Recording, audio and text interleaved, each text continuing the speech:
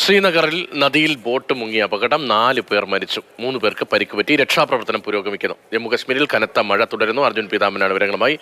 അർജുൻ, എത്ര പേർ ഈ അപകടത്തിൽ പെട്ടു എന്ന് സംബന്ധിച്ചതടക്കം കൃത്യമായ വിവരങ്ങൾ പുറത്തു വന്നിട്ടുണ്ടോ? എപ്പോഴായിരുന്നു ഈ അപകടം? ജമ്മുവിലെ കാലാവസ്ഥ മോശമാവുകയാണോ?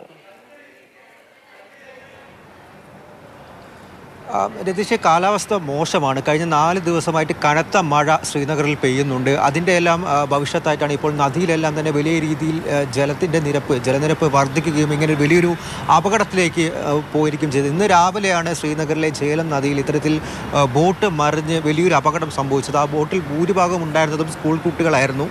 4 പേരുടെ മരണത്തിലേക്ക് കലാശിച്ചിട്ടുണ്ട്. അതുപോലെ തന്നെ 3 പേർ പരിക്കേറ്റിപ്പോൾ ആശുപത്രിയിൽ ചികിത്സയിൽ. ആശ്വാസം എന്ന് പറയാൻ സാധിക്കുന്നത് 12 സ്കൂൾ കുട്ടികളെ കണ്ടെത്തി അവരെ രക്ഷപ്പെടുത്താൻ സാധിച്ചു എന്നുള്ളതാണ്. പക്ഷേ അപ്പോഴിപ്പോൾ 5-ലധികം ആളുകളെ കാണാതെ അവർക്ക് വേണ്ടി തിരച്ചിൽ ഇപ്പോഴും പുരോഗമിച്ചുകൊണ്ടിരിക്കുകയാണ്. ഈ മരിച്ചവരിൽ 18 വയസ്സ് മുതൽ 30 വയസ്സിനിടയിൽ വരെയുള്ള 4 പേരാണ് നിലവിൽ മരിച്ചിരിക്കുന്നത്.